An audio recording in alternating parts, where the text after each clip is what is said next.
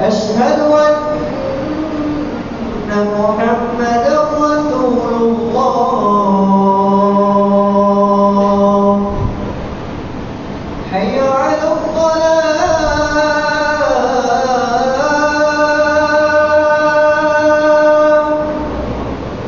حي على الصلاة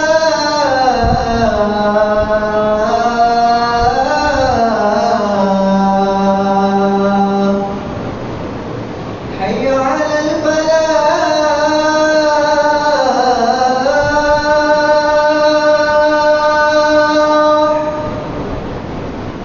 حي على الفلاح.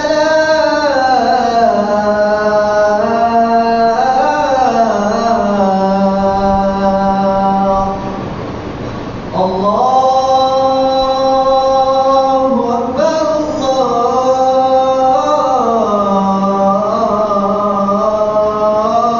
الله أكبر لا إله إلا الله.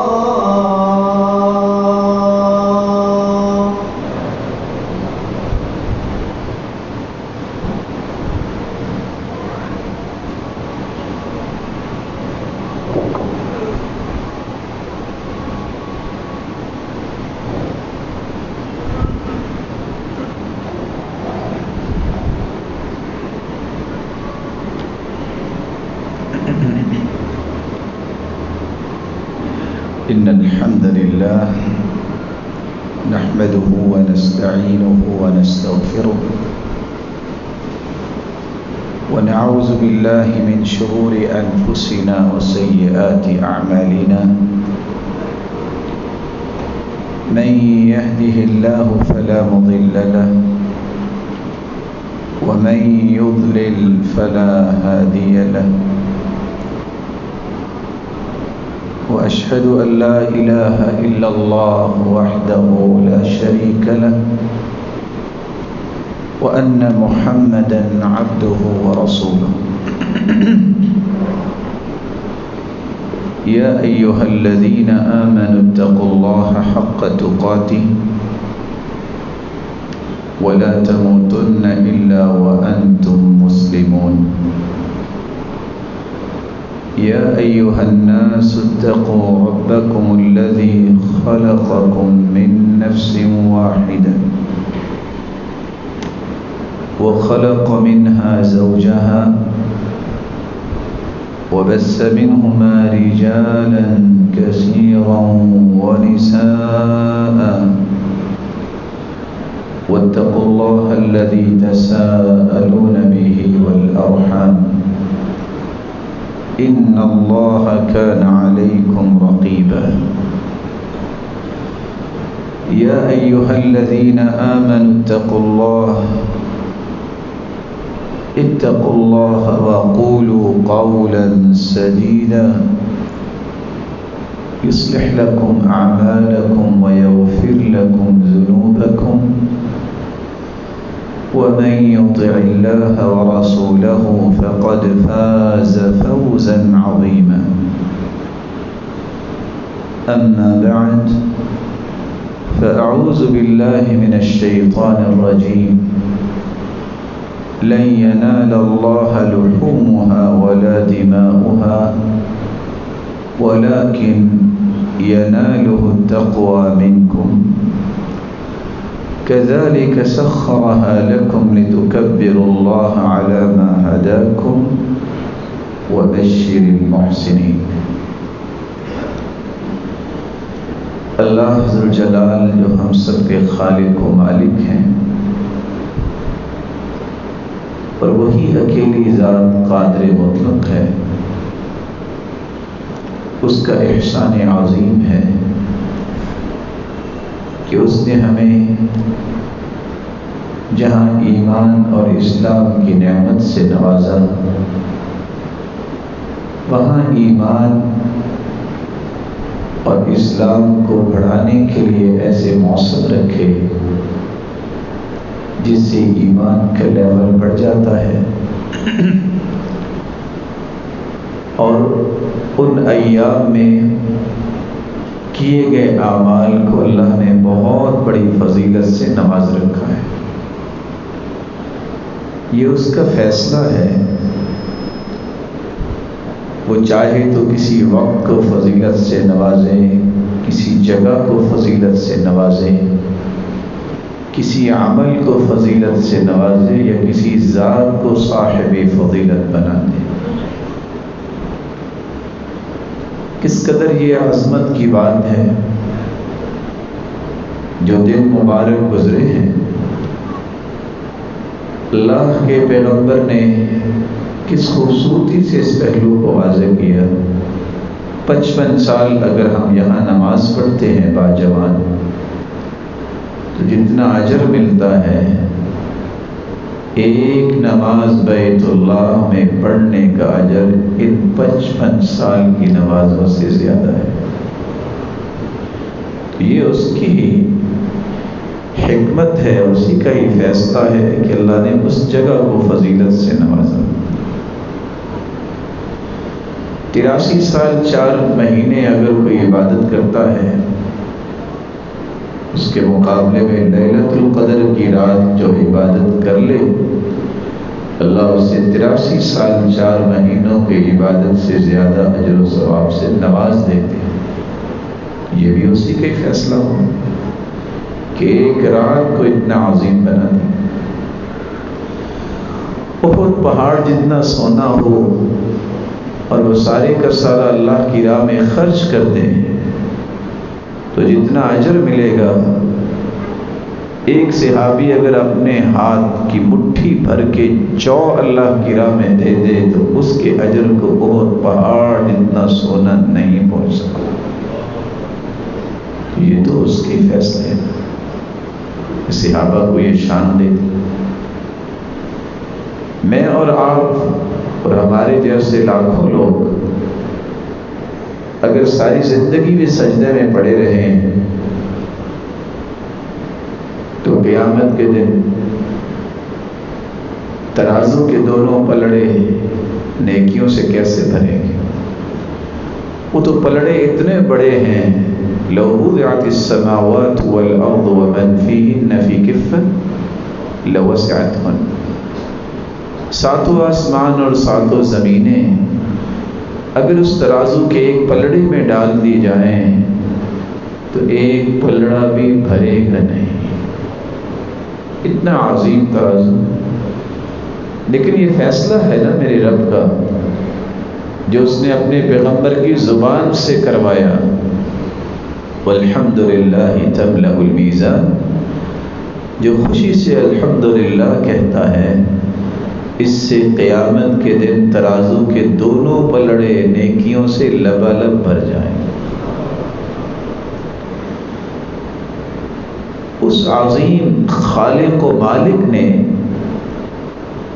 اپنی کتاب میں ایک فیصلہ سنایا ہے، اس کا ہر فیصلہ ہی بڑا ہوتا ہے، اس کے ہر فیصلے میں کوئی نہ کوئی حکمت ہوتی ہے، اور ان حکمتوں سے آشنا کوئی نہیں ہے۔ جس حکمت کو بیان کر دیا انبیاء نے، اس کو آگے پہنچا دیا۔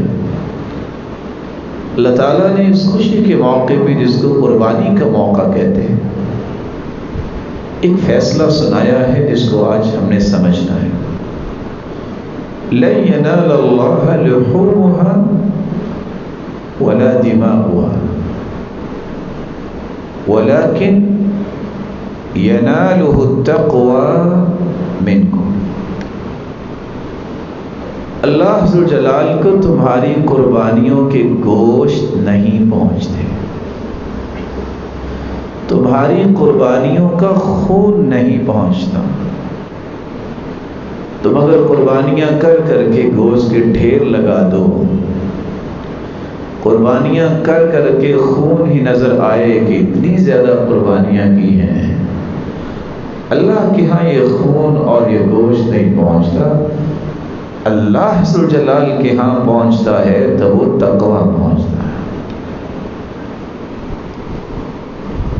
قربانی تو ہر شخص کرتا ہے جس کے پاس طاقت ہے،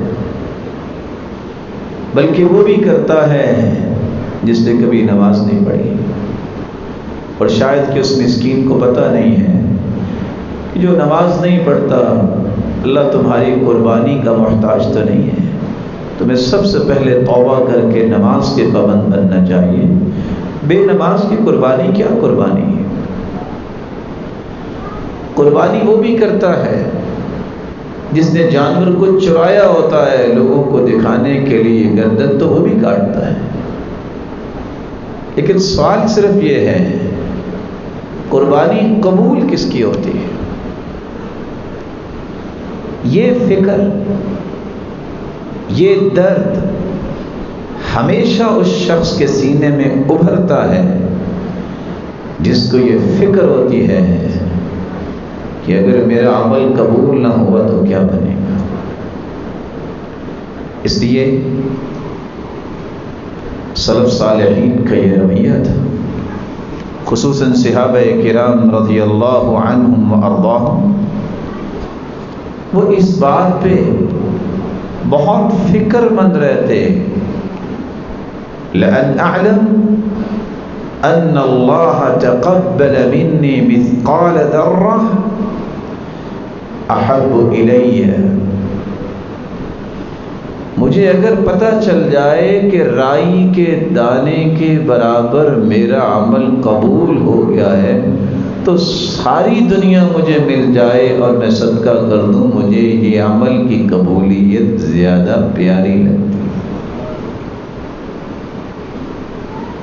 اور عبداللہ ابن عمر رضی اللہ تعالیٰ عنہ نے تو بات ختم کر دی یہ کہہ کر لو علمت ان اللہ تقبل منی رکعتین لاتکلت لأن اللہ یقول انما يتقبل اللہ من المتقین، اگر میرا مالک میری 2 رکعتیں ہی قبول کر لے تو میں 2 رکعتوں کی قبولیت پر بھی بھروسہ کر لوں گا کہ میری زندگی کامیاب ہوگی اور قیامت کو بھی میری موج ہو جائے گی۔ کیوں؟ کیونکہ اللہ ذو جلال نے یہ فیصلہ سنایا ہے انما يتقبل اللہ من المتقین، اللہ قبول کرتے ہی اس کا عمل ہے جو متقی ہوتا ہے۔ تو کس کا عمل قبول ہوگا؟ جو متقی ہوگا۔ اور کس کا عمل قبول نہیں ہوگا اس کے بارے میں کچھ تفصیلات آپ کی خدمت میں ہم رکھیں۔ میں اور آپ کیسے پہچان سکتے ہیں کہ میری قربانی اور میری عبادت قبول ہوئی ہے؟ اور تقوی کے کون سے زاویے ہیں جن پہ ہم نے کبھی توجہ ہی نہیں دی؟ مجھے یہ سمجھنا چاہیے کہ اگر میں متقین کی صف میں شامل ہونا چاہتا ہوں، اگر میں اپنی عبادت اور قربانی کو قبول کروانا چاہتا ہوں تو مجھے تقوی کے یہ 10 زاویے ہمیشہ یاد رکھنے چاہیے۔ پہلا زاویہ یہ سیدنا علی رضی اللہ تعالیٰ عنہ نے بیان کیا ہے، الخوف من الجلیل والعمل بالتنزیل والقناعة بالقلیل والتزود لیوم الرحیل۔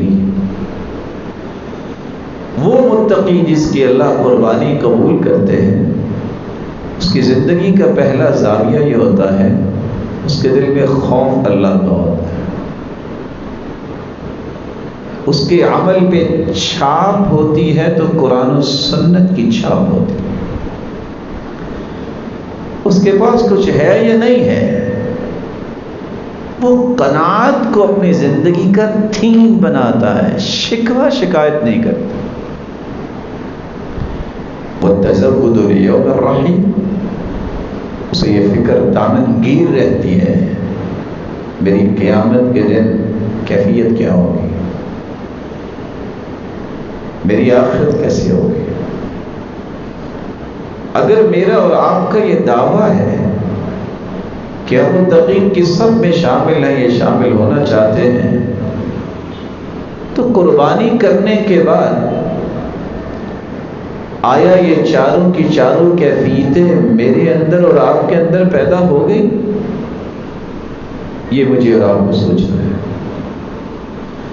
عبداللہ ابن مسعود رضی اللہ تعالیٰ عنہ نے تقوی کا ایک دوسرا زاویہ بیان کیا، ان یطاع فلا یعصى، ان یشکر فلا یکفر، ان یذکر فلا ینسى۔ متقی ایسے انسان کو کہتے ہیں جو اطاعت و فرما برداری کو اپنا شعار بنائے، سلوگن بنائے، اللہ حضر جلال کی نافرمانی سے اپنے آپ کو بچائے، جو اللہ حضر جلال کے ذکر کو اپنا شعار بنائے، اس کو کبھی بھلائے نہیں،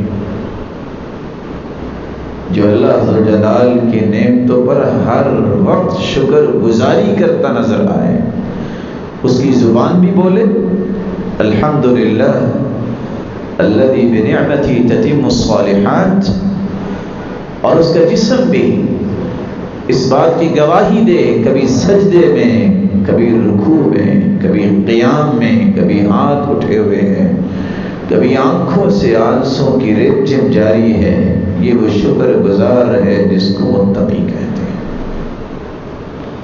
آیا یہ تینوں وصف میرے اور آپ کے اندر آ گئے؟ متقی بننے کے تیسرا زاویہ طلق ابن حبیب نے بھی بیان کیا ہے، التقوى عمل بطاعة الله رجاء رحمة الله على نور من الله، والتقوى ترك معصية الله مخافة الله على نور من اللہ۔ متقی وہ ہوتا ہے جو اللہ کی اطاعت اس امید سے کرتا ہے کہ میں اللہ کی رحمت کا مستحق بن جاؤں، کیونکہ رحمت کے بغیر کسی نے جنت نہیں جانا۔ ساری زندگی سجدے میں پڑا رہے، عمل کی وجہ سے کوئی جنت نہیں جائے گا۔ لَن يَدْخُلَ أَحَدُكُمُ الْجَنَّةَ بِعَمَلٍ، کوئی شخص عمل کی وجہ سے جنت نہیں جائے گا۔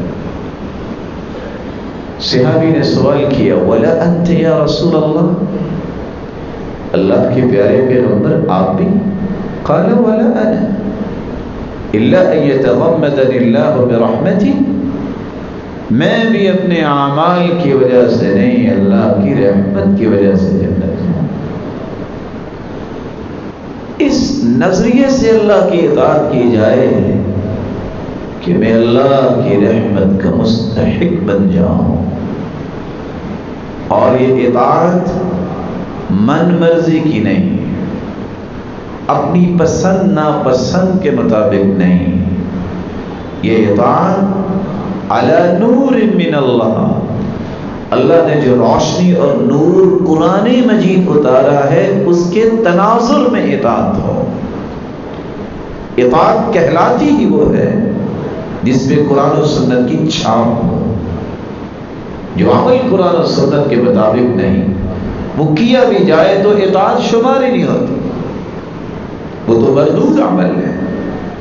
من عمل عملا لیس علیہ امرنا فهو رد، ای مردود۔ جو رسول اکرم صلی اللہ علیہ وسلم کے لائے ہوئے دین کی روشنی میں عمل نہیں ہے، نبی مکرم کی سنت کے مطابق نہیں، وہ تو عمل مردود ہے۔ معصیت سے اس نظریے سے بچیں۔ گناہ کیوں نہیں کرنا؟ اس لیے نہیں کہ مجھے موقع نہیں ملا، اس لیے نہیں کہ میرے اندر گناہ کرنے کی ہمت نہیں ہے، اس لیے گناہ نہ کرے کہ میرے رب نے منع کیا ہے، یہ میرے رب نے روکا ہے۔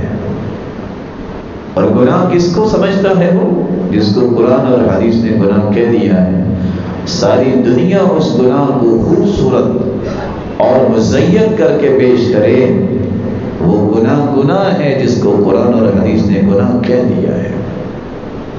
شریعت سازی کا اختیار اللہ نے کسی کو دیا ہی نہیں۔ تقوی کا یہ زاویہ بھی ہمیں یاد رکھنا چاہیے ہمیں اللہ کی رحمت کی امید رکھ کے اور اللہ کے عذاب سے بچنے کے لیے گناہوں سے بھی بچنا ہے اور نیکیاں بجا لانی ہے۔ متقی لوگوں کی قربانی قبول ہوتی ہے، اور تقوی کا یہ چوتھا زاویہ ہے جس سیدنا حسن بصری رحمۃ اللہ علیہ بیان کر رہے ہیں۔ المتقون اتقوا ما حرم اللہ علیہم وَأَدَّوْا مَا افْتَرَضَ اللَّهُ عَلَيْهِمْ۔ متقی وہ ہوتا ہے جس چیز کو اللہ نے فرض کر دیا نا اس میں کمی نہیں کرتا۔ متقی وہ ہوتا ہے جس کے بارے میں حرمت کے لفظ آگے ہیں، یہ حرام ہے، متقی اس کے قریب نہیں جاتا۔ آیا قربانی کے بعد ہماری فرض نمازیں باجماعت ہوئی، یا کہ گوشت اور اس خوشی کے موقع پہ آپے سے مائل ہو کے نمازیں ضائع ہو رہی ہیں کہ کوئی بات نہیں، مشغولیت تھی، بھلا اللہ کے رسول سے بڑھ کے بھی دنیا میں کوئی مشغول تھا؟ بھلا اس ہستی سے زیادہ بھی کوئی دنیا کا خیر خواہ تھا؟ آئیے آج کے اس مبارک دن میں اس بات کا بھی عہد کریں کہ اگر ہم اپنا کوئی عمل قبول کروانا چاہتے ہیں تو اس کی بنیاد تقویٰ ہے، اور متقی جو ہے وہ فرائض میں کمی نہیں کرتا، اس میں سستی نہیں کرتا۔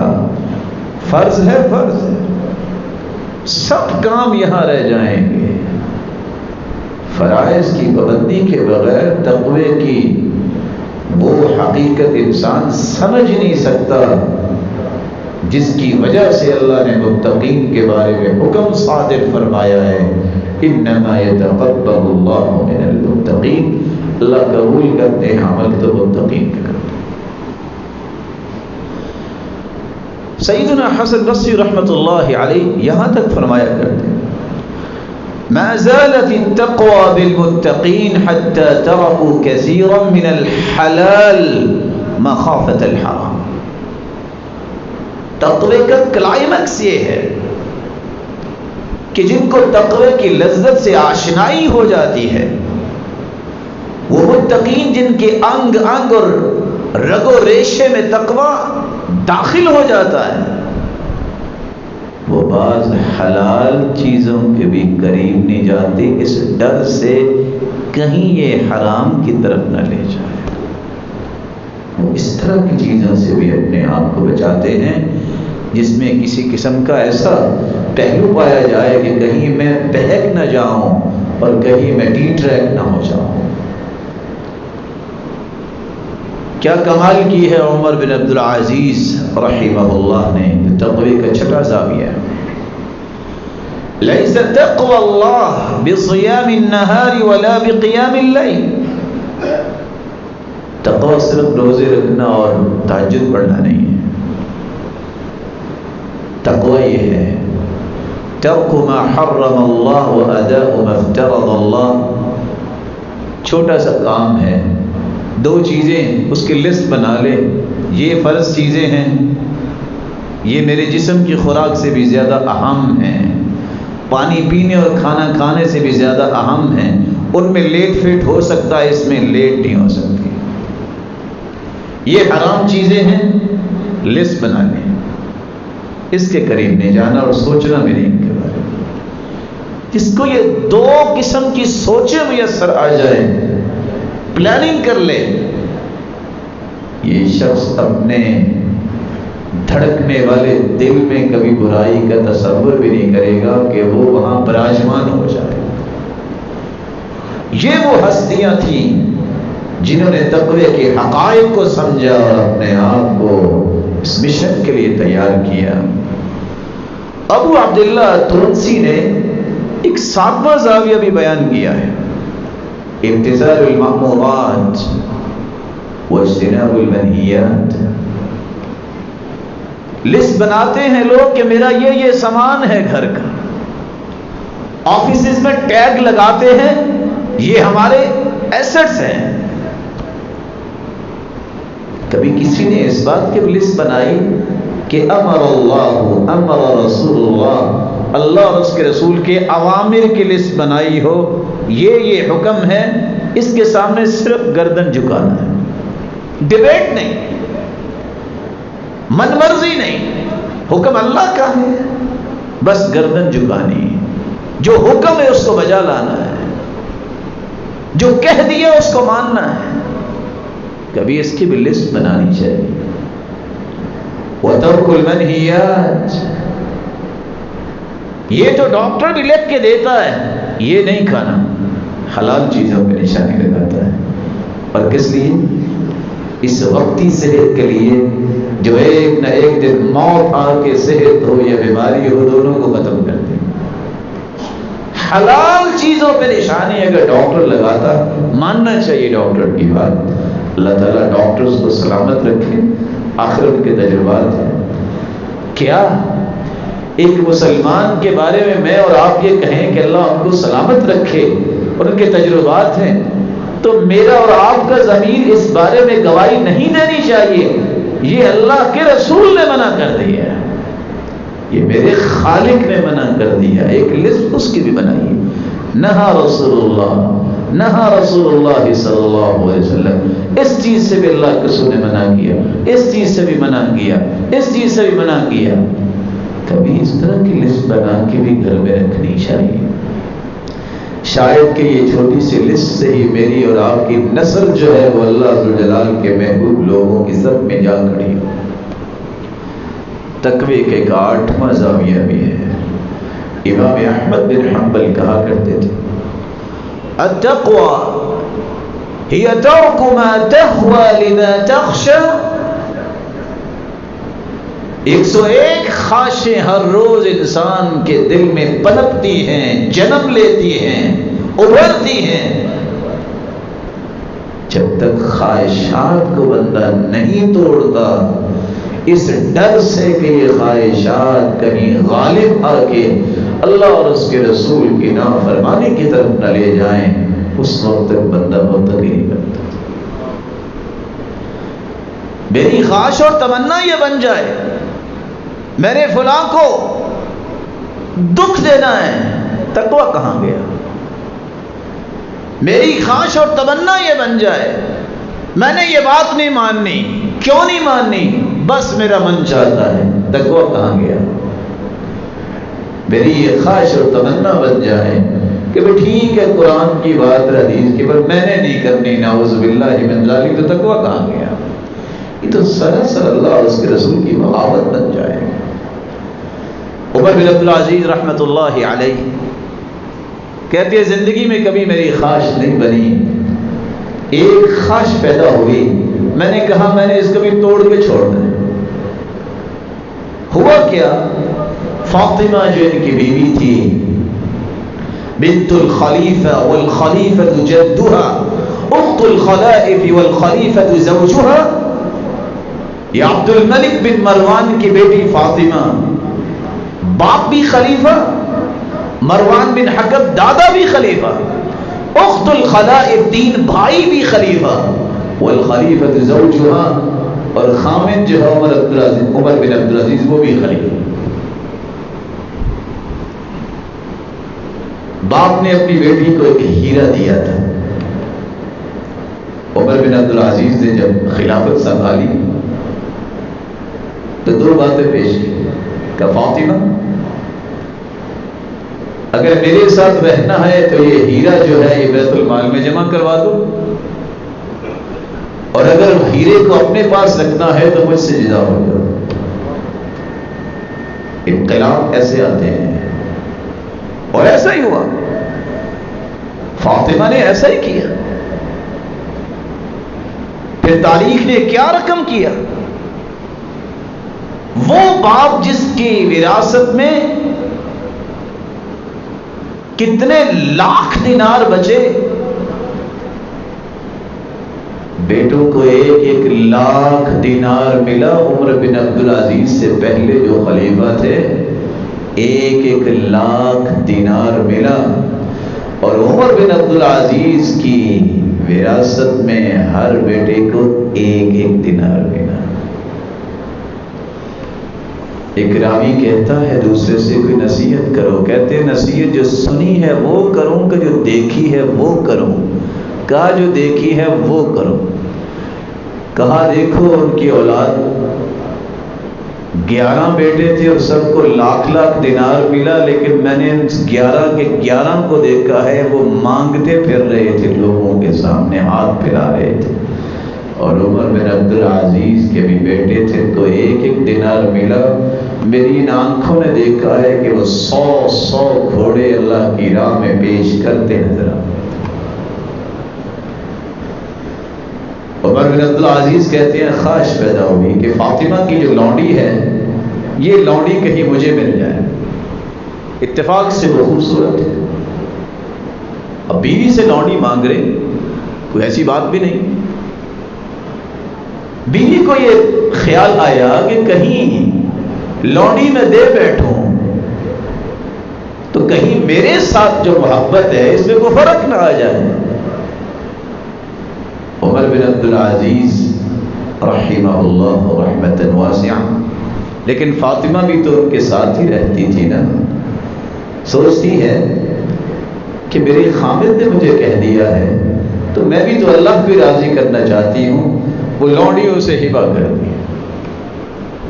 جو ہی لونڈی ہبہ کی انہوں نے بلایا اور کہا کہ جاؤ تم آزاد ہو۔ کہا یہ کیا؟ نہ میرے کام میں رہی نہ آپ کے کام میں۔ کہا ایک ہی تو خواہش پیدا ہوئی تھی تو میں نے اللہ سے وعدہ کیا تھا یہ خواہش بھی اللہ تیری رضا کے لیے توڑنی ہے، میں نے اس کو آزاد کر دیا، لونڈی رہنے نہیں دیا۔ متقی لوگ جب تک اپنی خواہشوں کو توڑتے نہیں ہیں وہ تقوی کی کلائمیکس پہ نہیں پہنچتے۔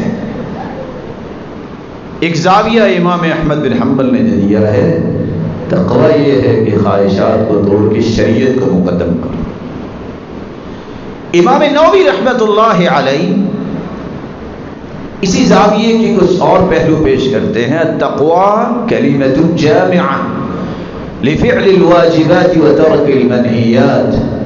مجھ پہ یہ واجب ہے تو مجھے واجبات کی ہر وقت پابندی کرنی ہے، ان پہ نظر رکھنی ہے کہ چھوٹ نہ جائے۔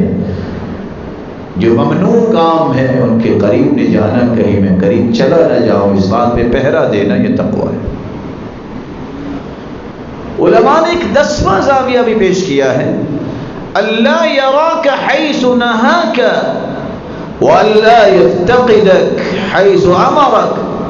اللہ نے جن جگہوں پہ جانے سے منع کیا ہے زندگی کی آخری سانس تم کو وہاں نہیں جانا چاہیے کہ تمہارا رب دیکھ رہا ہو، چلا گیا ہے۔ اور جہاں حکم ہے آنے کا، مسجدیں، اللہ کے گھر، نیکی کے کام، ان جگہوں سے کبھی غائب نہیں ہونا۔ اللہ دیکھ رہا ہے کہ میرا بندہ موجود ہے۔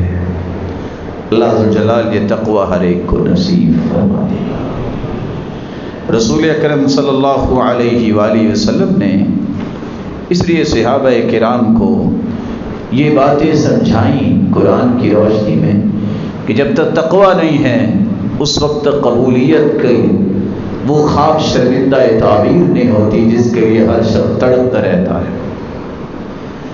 تقوی کے بنیادی طور پہ 3 مراتب ہیں۔ آپ گریجولی چلیں، اپنے آپ کو اس بلندی تک پہنچائیں جو مقصود شریعت ہے، مطلوب شریعت ہے۔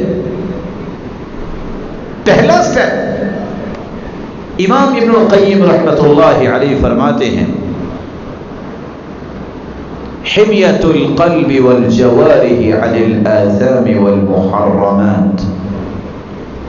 اگر آپ سمجھتے ہیں کہ میں اتنا مضبوط نہیں اور مجھے مضبوط ہونا ہے اور متقین کی صف میں کھڑا ہونا ہے، آپ پہلا سٹیپ یہ لیجیے، دل اور جسم۔ اس دل میں حرام چیزوں کی تمنا اور گناہ کے جذبات کو چھٹک دیجیے اور جسم کو حرام اور گناہ سے بچا لیجیے۔ یہ پہلا اور مضبوط جو ہے یہ سٹیپ ہوگا جو آپ کو واقعی سیڑھیاں چڑھنے میں آسانی کرے. یہ پہلا درجہ ہے. اور دوسرا درجہ امام ابن القیم رحمۃ اللہ علیہ فرماتے ہیں الحمیہ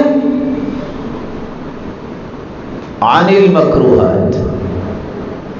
ایک بات تھی حرام کا دائرہ جس پہ عذاب ہے، سزا ہے، آپ اس دائرے کو کلوز کر چکے. نیکسٹ فیز یہ آئے گا کہ یہ چیزیں مکروہ ہیں، ناپسندیدہ ہیں شریعت میں. آپ اس پہ چھری چلائے اور قربانی کر چکے ہیں کہ میں ناپسندیدہ چیزیں جو ہے مکروہات ہیں شریعت میں ان کے بھی قریب نہیں جاؤں. تھرڈ سٹیپ یہ ہے جب آپ نے حرام کو کنٹرول کر لیا، مکروہات پہ اپنا ضبط قائم کر لیا، الحمیہ عن الفضول وما لا یعنی. بہت سے لوگ متقی ہوتے ہیں لیکن لا یعنی چیزوں میں وقت بھی گزار لیتے ہیں، بیٹھے ہیں، وقت کا کوئی خیال نہیں. یہ ایسے امور پہ اپنے آپ کو لگا دیتے ہیں جس کا کوئی بھی دینی اور دنیاوی فائدہ نہیں ہے.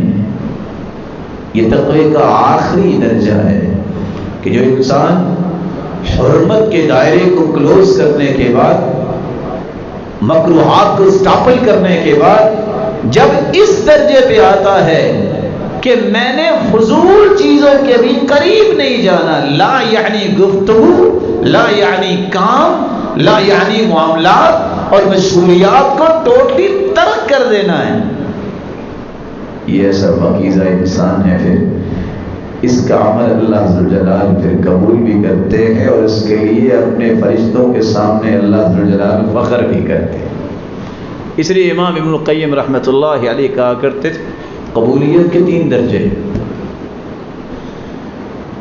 ایک قبولیت کا درجہ یہ ہے میں نے اور آپ نے نماز پڑھی، جلدی پڑھ کے فارغ ہوئے، بس عذاب سے بچ گئے. نظر تو آئے کہ رکوع سجدہ ہو رہا ہے لیکن کم از کم عذاب سے بچ گئے. فرض کی ادائیگی کی کیفیت یہ ہے. قبولیت کا دوسرا درجہ یہ ہے کہ اللہ نے عذاب سے بھی بچایا اور فرض بھی ادا ہو گیا، اس نماز کو بہتر بنا لیا. اور اصل قبولیت کا درجہ یہ ہے کہ جو فرض آپ ادا کر رہے ہیں وہ ادا بھی ہو گیا، عذاب سے بھی بچ گئے، اور اس دن سے اللہ کھربوں فرشتوں کے سامنے تمہاری تعریفیں شروع کر دیتے ہیں. یہ قبولیت کا سب سے اعلیٰ درجہ ہے. اللہ یہ درجہ ہر ایک کو نصیب فرما دے. رسول اللہ صلی اللہ علیہ وآلہ وسلم پر قرآن نازل ہوا. آپ ذرا غور کیجئے کہ کتنی بڑی اور مہم بات ہے کہ اللہ عز و جلال نے رفتہ رفتہ ایک زاویے کو کور کیا ہے تو تقوی کے ذریعے. وَلَقَدْ وَصَّيْنَا الَّذِينَ أُوتُوا الْكِتَابَ مِنْ قَبْلِكُمْ وَإِيَّاكُمْ أَنِ اتَّقُوا اللَّهَ. جن لوگوں کو بھی کتاب کی نعمت سے نوازا ہے سب کو تقوی کا حکم دیا، عمومی حکم پوری کائنات. پھر اللہ عز و جلال نے کیا کیا؟ یا ایھا الرسل کلوا من الطیبات واعملوا صالحا انی بما تعملون علیم وَإِنَّ هَذِهِ أُمَّتُكُمْ أُمَّةً وَاحِدَةً وَأَنَا رَبُّكُمْ فَاتَّقُونِ. اللہ نے تمام رسولوں کو باقاعدہ تقوی کا حکم دے، عمومی پوری کائنات کے لیے حکم، پھر رسولوں کے لیے حکم، پھر اللہ نے بطور خاص مومنوں کو الگ سے کہا یا ایھا الذین آمنوا اتقوا اللہ، ایمان والو تم تقوی اختیار کرو۔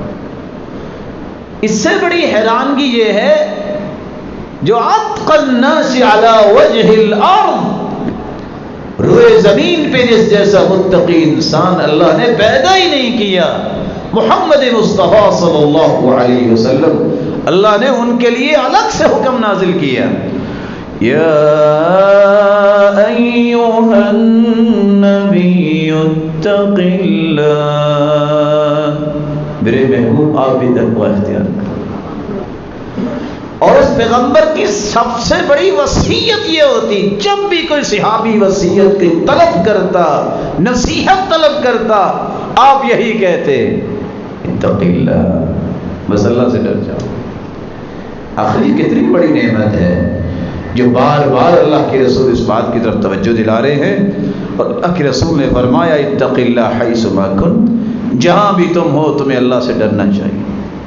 اور حیرانگی کی بات یہ، سورۃ الشعراء کے اندر اللہ نے انبیاء کے قصے بیان کیے ہیں، ہر نبی نے اپنی قوم کو بھی یہ وصیت کی ہے، نصیحت کی ہے، وہ کیا ہے؟ فاتقوا اللہ واطیعون، فاتقوا اللہ واطیعون، فاتقوا اللہ واطیعون، تقوی اللہ کا اختیار کرو، اور جو میں کہتا ہوں میری بات مانو، میں اللہ کی طرف سے پیغمبر بنا کے بھیجا۔ یہ ساری کی ساری باتیں کیوں اللہ نے اتاری؟ راز یہ ہے، انما یتقبل اللہ من المتقین، اللہ اصل میں عمل قبول کرتے ہی ان کا ہے جو متقی ہوتے ہیں۔ یہ اللہ نے کیوں ایسا کہہ دیا؟ بار بار 258 مرتبہ تقوی کا حکم قرآن میں آیا، 258 مرتبہ۔ تقوی نہ ہو کبھی انسان کا علم نفع مند نہیں ہوتا، درجنوں ڈگریاں اپنے پاس رکھی ہوں، تقوی نہیں ہے، اس کے پاس علم نہیں ہے۔ واتقوا اللہ ویعلمکم اللہ، تقوی اختیار کرو گے اللہ وہ علم دے گی جو تھوڑا سا علم بھی بہت بڑے علم پہ حاوی ہو جائے گا، ایسا بابرکت علم ہوگا، کوئی بڑی ڈگری بھی نہیں ہے، لیکن تقوی ہے اللہ اس قدر اس کے علم کو بابرکت بناتے ہیں، اس کے فیض کو دنیا کے کونے کونے تک پہنچاتے ہیں۔ بنیاد ڈگری نہیں ہوتی، بنیاد اللہ کا خوف اور خشیت الہی ہوتی ہے۔ یہی وجہ ہے کہ سلف صالحین کے پاس تو پی ایچ ڈی کی ڈگریاں نہیں تھی، وہ تو ماسٹر نہیں کیے ہوئے تھے، لیکن کیا کمال کا ان کا تقویٰ تھا، کیا کمال کی ان کی خشیت تھی کہ ان کی زبان سے نکلنے والی بات دل میں اثر کرتی تھی۔ اور کتنے لوگوں کے ساتھ زندگی میں ایک ملاقات ان کی ہوئی اور پوری پوری زندگی تبدیل ہو گئی۔ سبب کیا ہے؟ تقوی کی ایک پاور ہے، ایک قوت ہے، زبان سے نکلنے والی بات پھر انسان کے دل پہ اثر کرتی ہے۔ اللہ عز و جلال نے اسی لیے اس کو حق و باطل کے درمیان حد فاصل قرار دے دیا۔ قرآن کہتا ہے یا ایھا الذین آمنوا ان تتقوا اللہ یجعل لکم فرقانا وَيُكَفِّرْ عَنْكُمْ سَيِّئَاتِكُمْ، تم تقوی اختیار کرو گے، تمہارے اندر ایک صلاحیت پیدا ہوگی جو خریدنے سے، پیسہ لگانے سے نہیں ہو سکتی پیدا۔ وہ صلاحیت کیا ہے؟ حق و باطل میں تمیز کرنے کی صلاحیت آئے گی، آپ کو اللہ وہ درک عطا کریں گے، وہ فکر اور سوچ وہ آپ کے اندر پیدا ہوگی، یہ حق ہے، یہ باطل ہے۔ یہ پیمانہ ملتا ہے تو ملتا ہی اس کو ہے جس کے اندر تقویٰ ہوتا ہے، وگرنہ پڑھے لکھے بھی جھوٹ بول رہے ہیں، پڑھے لکھے بھی فراڈ کر رہے ہیں، پیمانے کہاں، اور پیمانے ٹوٹ جاتے ہیں جب تقویٰ نہیں ہوتا۔ اس لیے حسن بصری نے کہا تھا، جب کہا کسی نے کہ بتائیے علم کس کو کہتے ہیں، کہا العلم هو خشیت اللہ، علم جو ہے وہ کتابیں جمع کرنے اور پڑھنے کی وجہ سے نہیں ملتا، علم تو اللہ کی خشیت کا نام ہے۔ اور یہی وہ راز تھا جو صحابہ کرام کے پاس تھا، جس راز کے ذریعے اللہ نے ان کو اتنی بلندیوں سے نوازا۔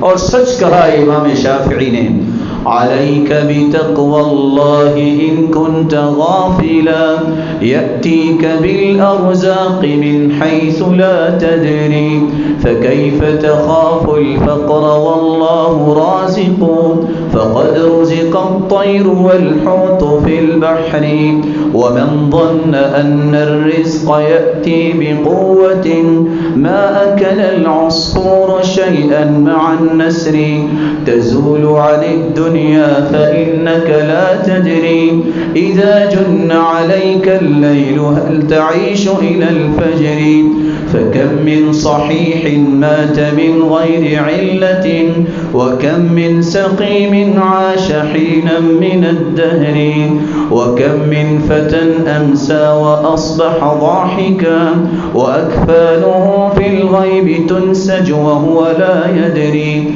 فمن عاش 1000 و2000 فلا بد من يوم يسير إلى القبر عليك بتقوى الله إن كنت غافلا اے غفلت میں پڑے انسان اب بھی وقت ہے کہ تم تقوی اختیار کر لو.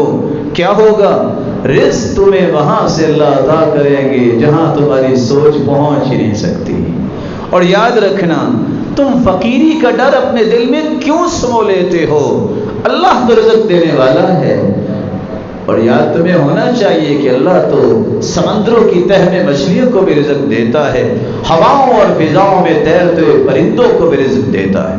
اور جس شخص کا یہ گمان ہے کہ جس کے پاس طاقت ہو, سکلز ہوں, ایکسپرٹیز ہوں, یا اس کے پاس مینرز ہیں, ایتھکس ہیں, ہیبز ہیں, تب اسے رزق مل رہا ہے, یہ غلط سوچتا ہے. اگر قوت کے ساتھ رزق ملتا تو چڑیا کو تو کچھ نہ ملتا. اگر انگلیاں ہی ہاتھ جو ہے کماتی تو جن کے ہاتھ کٹے ہیں وہ تو بھوکے مر جاتے. ایسا نہیں ہوتا.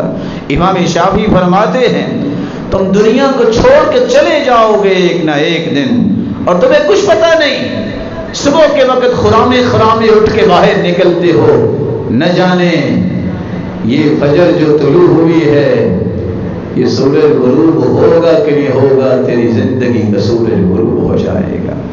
اور اس لیے امام شافعی کہا کرتے تھے کتنے لوگ صحت مند بغیر بیماری کے ہی مر جاتے ہیں, اور کتنے بیمار جو ہیں وہ کتنے کتنے سال چارپائی پہ پڑے رہتے ہیں. مت سمجھو کہ بیماری موت ہے, یہ اللہ ذوالجلال کا فیصلہ ہے. اس کے ذریعے تمہارے گناہ بھی معاف ہوتے ہیں, درجے بھی بلند ہوتے ہیں, اور بسا اوقات اپنے ہاتھوں کی کمائی بھی ہوتی ہے. اور کتنے لوگ صبح اور شام مسکرا رہے ہوتے ہیں اور ان کو کچھ پتہ نہیں ہوتا کہ ان کا کفن جو ہے وہ بنا جا چکا ہے, بس درزی کے ہاتھ میں آنے والا ہے کہ وہ اس کو ٹھیک کر کے آپ تک پہنچائے گا اور تمہیں قبر میں ڈال دیا جائے. اور یہ یقین ہونا چاہیے کو 1000 سال یا 2000 کی نیت کر بیٹھا ہے کہ میں نے تو 1000 سال زندہ رہنا ہے, پھر کہاں جائے گا؟ پھر بھی تو قبر بھی جانا ہے. پھر اس قبر کی تیاری کرنے کی تقوی سے بڑھ کے کوئی نعمت نہیں ہے. اللہ ہم سب کو متقی بنائے اور سب کی قربانیاں اور عبادتوں کو قبول فرمائے. وآخر دعوانا الحمد للہ.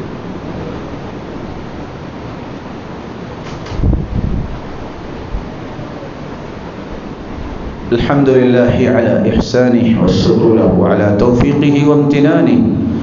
أما بعد فأعوذ بالله من الشيطان فإنه عدو للإنسان. آپ نے تقوی کے 10 زاویوں کو سنا جس سے عمل قبول ہوتا ہے. میں کوئی 10 چیزوں کا تذکرہ کرنا چاہتا ہوں جس سے عمل قبول نہیں ہوتا. سب سے پہلی بات, قربانی ہو یا کوئی بھی عبادت ہو, جو شرک کرنے والا انسان ہے اس کا کوئی عمل قبول نہیں ہوتا.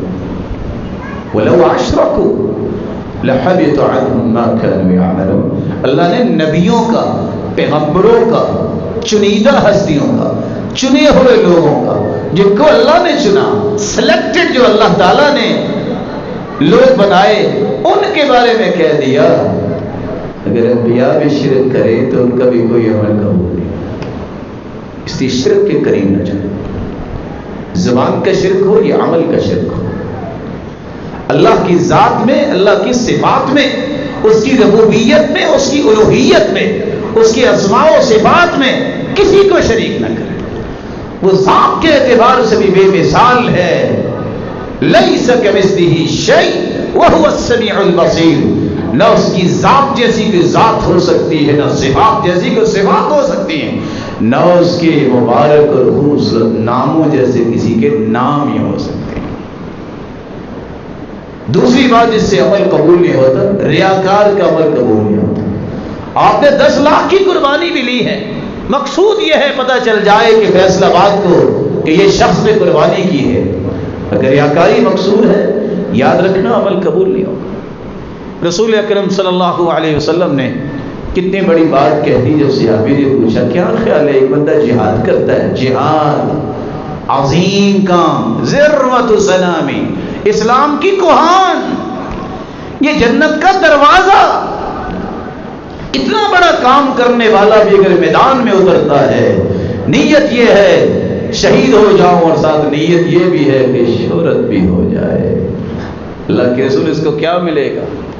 اللہ کے رسول نے جو سینٹینسز استعمال کیے ہیں، فرمایا لا شیء لہ، شیء نکرہ ہے اور نفی کے سیاق میں آ رہا ہے، والنکرۃ تدل علی العموم، تم کہتے ہو کچھ ملے گا، اسے کچھ بھی نصیب نہیں ہوگا. اور جو دنیا میں ریاکاری کے لیے نمازیں پڑھتے ہیں، کوئی عمل کرتے ہیں، قیامت کا دن ہوگا، اللہ عز و جلال نور کے پردے ہٹائیں گے اپنی پنڈلی مبارک سے، یکشف ربنا تبارک و تعالی عن ساقی، ہر مومن مرد اور مومنہ عورت سجدے میں گر جائے، لیکن ریاکار سجدہ نہیں کر پائیں گے. کلما ذهب ان يسجد خر على قذاه، سجدہ کرنے کی تمنا بھی ہوگی، کرنا چاہیں گے، یعود ظہرہ طبقا واحدا، کمر تخت بن جائے گی، آگے نہیں پچھلی طرف گر جائیں گے. اس لیے میں آپ سے دست بدستہ گزارش کروں گا، شرک اس کے قریب نہ جانا، دعا کیا کرے اللہ شرک کی ہوا بھی نہ لگے، ریاکاری سے بچے. بار بار یہ لفظ اپنی زبان پہ لائے، اللہم انی اعوذ بک اشرک بک شیئا وانا اعلم واستغفرک لما لا اعلم. یہ پڑھنے سے انسان کو اللہ شرک اکبر اور اصغر ریاکاری سے محفوظ فرما دیتا. سیدنا عمر کہا کرتے تھے اللہم اجعل عملی کلہ صالحا، اللہ میرا ہر عمل صالح بنا دے، واجعلہ لوجہک خالصا، اللہ اپنی رضا کے لیے اسے خالص کر لے، ولا تجعل فیہ لأحد نصیبا، اللہ کسی کا حصہ نہ اس پہ رکھنا، صرف تیرے لیے عمل ہے. تیسرا عمل جو اللہ کے رسول کی نافرمانی ڈھٹائی سے کرتا ہے، میرا پھر کیا ہے، میں نہیں مانتا کسی کی بات، ایسے لوگوں کے اعمال ضائع ہو جاتے ہیں، اعمال قبول نہیں ہوتے.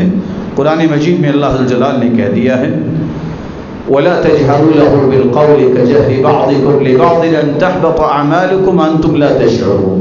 اللہ کے رسول زندہ تھے جب، ان کی بات اس مبارک ہستی کے سامنے اونچا بولنا جو ہے کس قدر برائی تھی پتہ ہی نہیں چلتا، عمل ضائع ہو جائیں.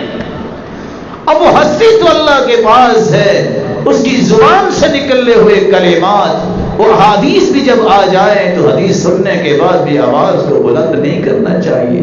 صرف ایک بات، یہ اللہ کے رسول کا فرمان ہے، میں مان گیا.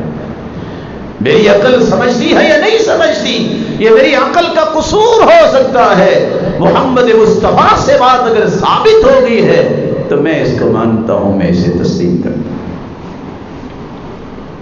ایک چوتھا کام جس سے انسان کے اعمال اکارت چلے جاتے ہیں، کبھی تقدیر کو نہ جھٹلانا. تقدیر اللہ جلال کا اندازہ ہے اور اللہ کو زیادہ علم ہے کہ کس کو کیا ملنا چاہیے اور کب ملنا چاہیے اور کیسا ملنا چاہیے، یہ اس کو پتا ہے. مجھے اور آپ کو بھی میرے اور اپنے بارے میں اتنا نہیں پتا جتنا میرے مالک کو پتا ہے، کیونکہ اس نے ہمیں پیدا کیا. حدیث کے الفاظ ہیں، 3 لوگ جو ہیں ان کا کوئی عمل قبول نہیں ہوتا. عاقل، والدین کا نافرمان، منان، احسان جتلانے والا، ومکذب بالقدر، اور تقدیر کو جھٹلانے والا. اللہ نے قیامت کے دن سوال کرنا عمل کیا ہے کہ نہیں، یہ نہیں سوال کرنا کہ تم نے تقدیر کو ڈھونڈا کہ نہیں ڈھونڈا، کیا لکھا ہے، کسی کو پتا کیا لکھا ہے. جب برائی کر لیتا ہے کہتا ہے تقدیر میں لکھا ہے، اگر کوئی نیکی اور اچھائی ہو جائے، کوئی انعام مل جائے، کہتا ہے دیکھا یہ میری پاورز ہیں، یہ میری تکنیک ہیں، یہ ٹیکنیکس کی وجہ سے میں نے یہ کام کیا، وہ بھی اللہ نے لکھا تھا۔ اور میرے بھائی وہ بھی اللہ نے تمہیں انعام دیا ہے، کسی بھول میں جا کے اپنے آپ کو خسارے میں نہ لے جاؤ۔ پانچواں کام جس سے عمل ضائع ہو جاتا ہے، حدیث میں آتا ہے جو کسی کاہن نجومی کے پاس جاتا ہے۔ آج ایمان اتنے کمزور ہو گئے، لوگ اونٹ کی ہڈیاں چھپا رہے ہیں، جادو نہیں ہوتا۔ اور بعض لوگ کہتے ہیں کہ اونٹ کی ہڈی رکھنے سے بندہ مالدار ہو جاتا ہے۔ اللہ ہم سب کو سلامت رکھے۔ یہاں جتنے مالدار ہیں، کیا ان کے گھر میں ہڈیاں ہی پڑی ہیں تبھی مالدار ہوئے ہیں؟ وہ اللہ نے انہیں مال دیا ہے۔ یہ دقیانوسی باتوں کو چھوڑو مسلمانوں، اپنے عقیدے پہ آؤ، منہج پہ آؤ۔ کسی بابے کے پاس، نجومی بابے کے پاس مت جاؤ، کسی پامس کے سامنے ہاتھ نہ پھیلاؤ۔ حدیث میں آتا ہے جو کسی کاہن نجومی کے پاس جاتا ہے، صرف پوچھ لے بتاؤ میری قسمت کیسی ہے، پوچھنے پر ہی 40 دن کی عبادت قبول نہیں ہوتی۔ اور جو تصدیق کر دے کہ اس نے سچ کہا ہے، وَقَدْ كَفَرَ بِمَا أُنزِلَ عَلَى مُحَمَّدٍ، اس نے تو اللہ کے رسول پہ نازل ہونے والے قرآن کا انکار کر دیا۔ ویسے ایک راز کی بات ہے، اگر یہ کبوتر لے کے جو فٹ پاتھ پہ بیٹھا ہے، اگر اتنا ہی یہ کرمی والا ہوتا تو یہ فٹ پاتھ پہ ہی زندگی گزارتا ہے، اس کی کچھ 8 کنال کی کوٹھی ہوتی۔ یہ دھکے کھا رہا ہے، ون سمنی جو ہے اس کے سامنے دھول آتی ہے اور بیٹھا ہے، اور آپ کو قسمت بتا رہا ہے۔ بعض لوگوں کو اللہ نے بڑی جرت دی ہوتی ہے، وہ ہمارے ایک ساتھی تھے، اتفاق سے ان کی 2 شادیاں تھیں۔ وہ کہتا ہے جی سر ذرا ہاتھ دیکھیے گا، میری شادی نہیں ہو رہی۔ اس نے کہا ابھی 5 سال انتظار کرو۔ اس نے 1 لگائی۔ اس نے کہا میں نے دیکھنا یہ تھا کہ تم کرتے کیا ہو۔ دوسرا کہتا جی میرا بھی ہاتھ دیکھیں، میں آپ کو تھپڑ ماروں گا کہ نہیں ماروں گا۔ وہ بیچارہ ڈر گیا، اگر میں نے کہہ دیا ماروں گا پھر تو اس نے مارنا ہی مارنا، اگر میں نے کہہ دیا کہ نہیں مارنا اس نے پھر بھی مارنا۔ کہتا جی میری روٹی کی بات ہے تو آپ جانے دے۔ اللہ سے ڈرو، اپنے ایمان کو ضائع نہ کرو۔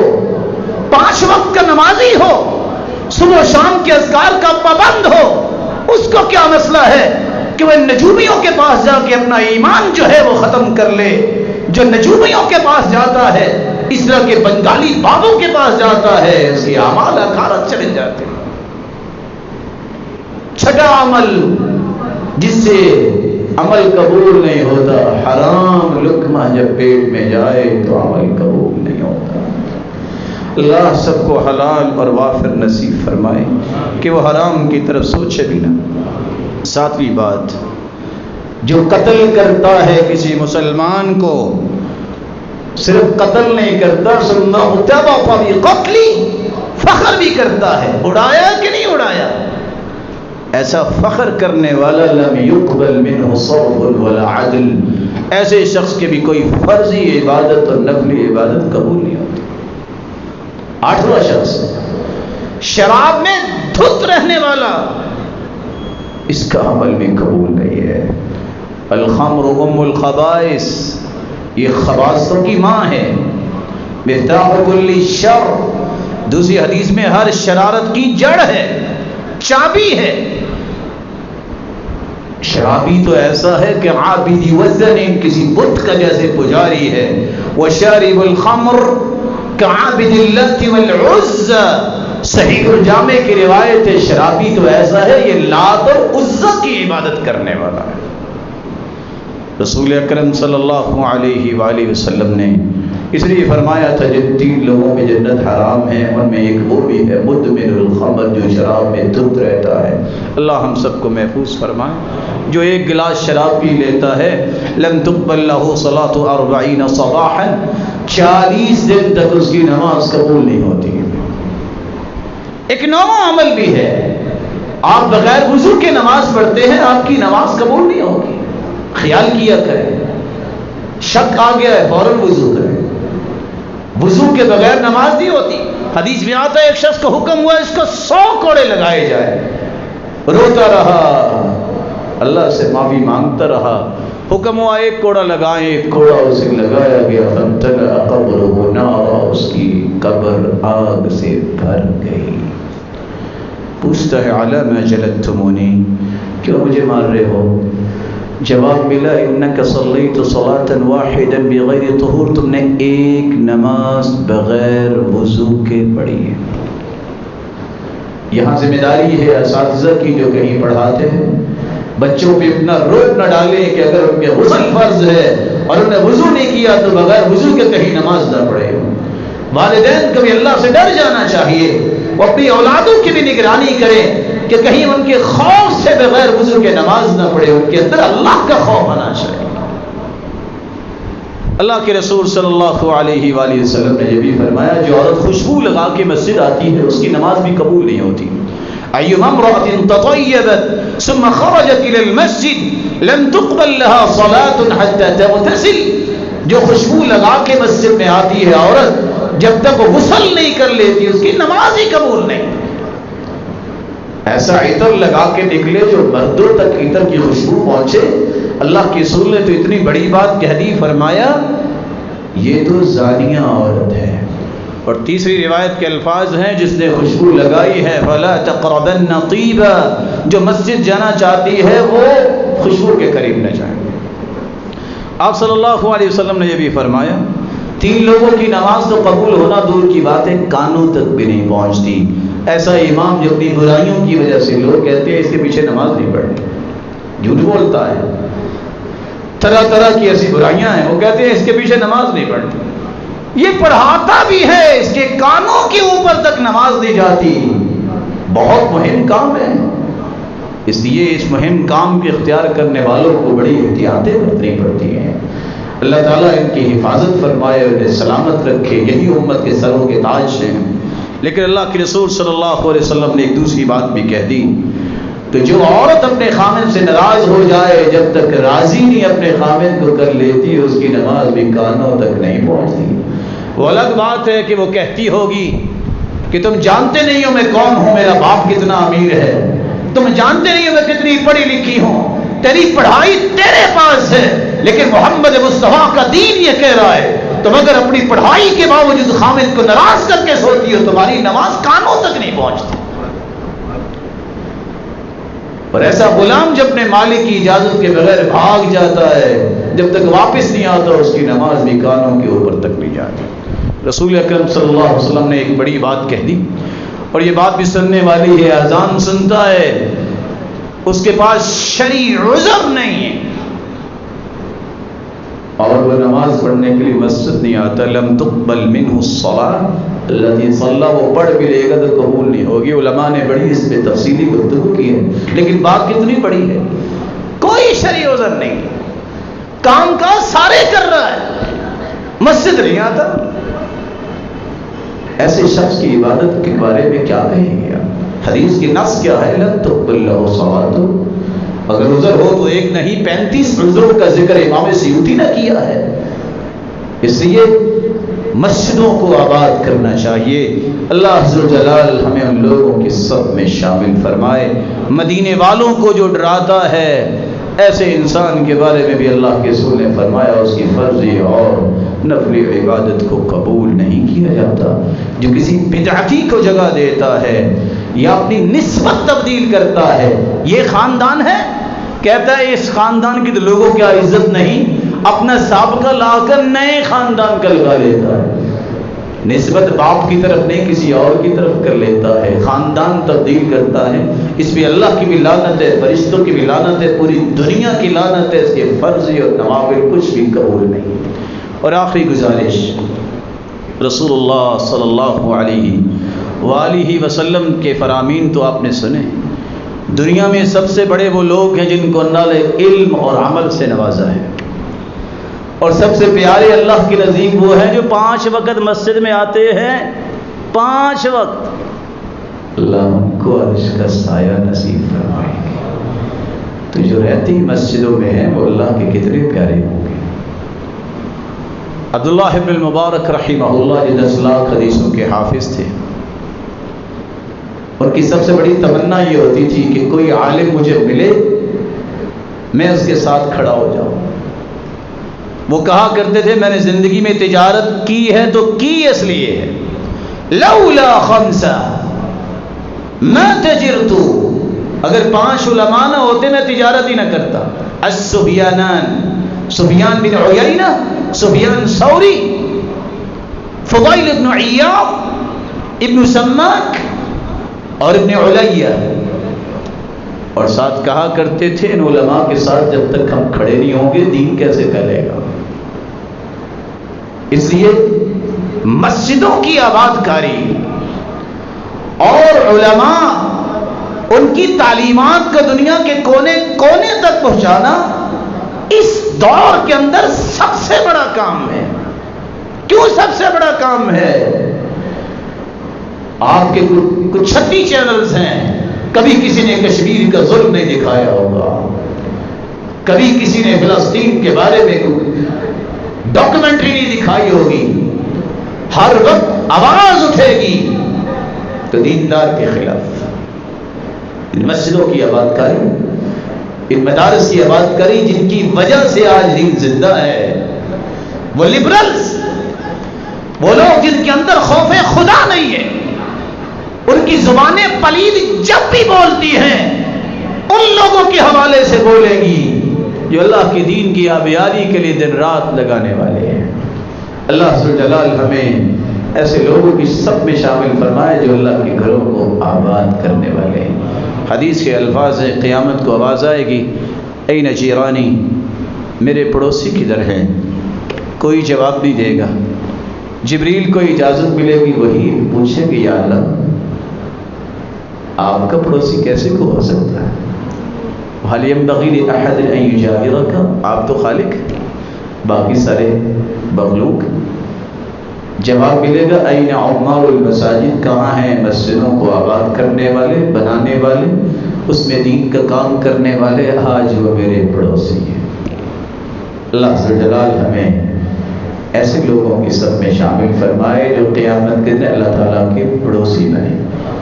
اور اللہ ذوالجلال ہمیں زندگی کی آخری سانس تک مسجدوں سے اور قرآن سے جڑے رکھے اور قیامت کو اپنے محبوب کا ساتھ نصیب فرمائے اور اپنا دیدار نصیب فرمائے. وآخر دعوانا الحمدللہ.